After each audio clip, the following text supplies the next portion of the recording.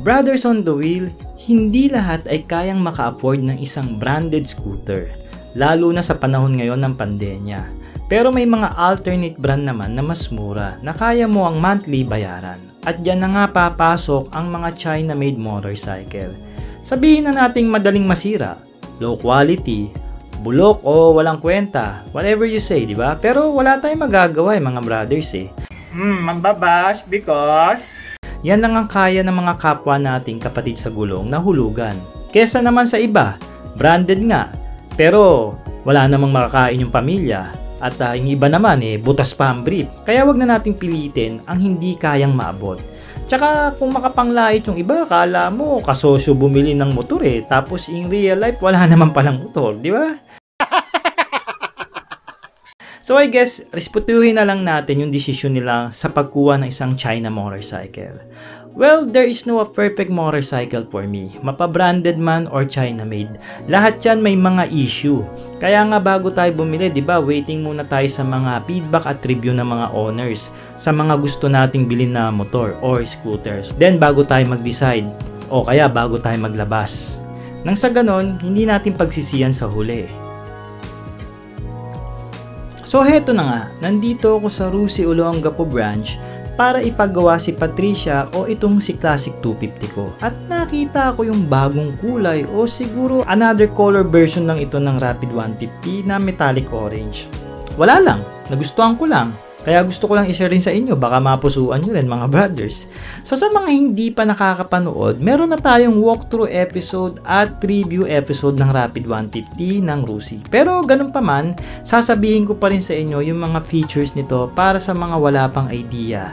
At lalong lalo na sa mga new viewers natin dyan na bago pa lang sa ating YouTube channel at Facebook page. At syempre, mag-subscribe na rin kayo. I-click the bell at all buttons. And like and follow naman sa ating Facebook page.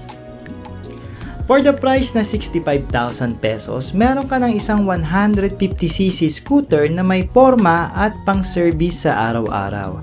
Sa down payment na 7,000 pesos at 2,595 pesos naman monthly for the 3 years, ay yakang-yaka para sa isang ordinaryong mamamayan na nagtatrabaho ng minimum wages. Kasi hindi naman lahat hanap branded at performance. Yung iba pang transportation lang talaga. Tsaka syempre para na rin ito sa mga budgeted lang na gustong magkaroon ng isang scooter katulad nga nitong Yamaha Aerox. Since itong ang si Rapid ay inspired ang design sa Aerox ng Yamaha. Kung itsura ang pagbabasihan at tsaka syempre mababa ang price ng Rapid 150 ng kalahati kumpara sa Aerox.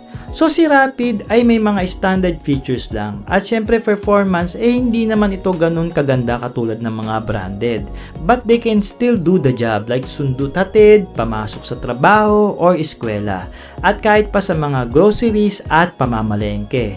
Well, ito ay may 5 liters na fuel tank na tamang-tama lang sa isang 150cc scooter and Euro 3 ready na rin ito.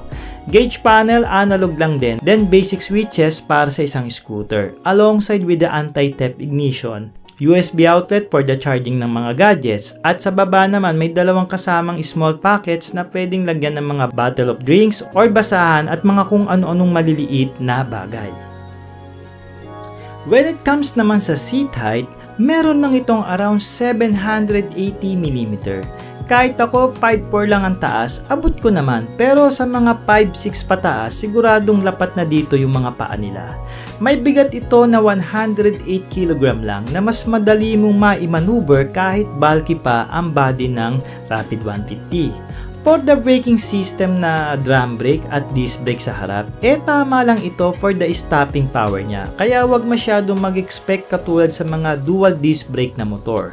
As usual, nandun pa rin yung trademark ng Rusi, yung kanilang power mags when it comes sa mga scooter nila na black and chrome color combination, na may tire size na 130/70 sa likod at 110/70 naman sa harapan, and both are using 13 inches na wheel mags.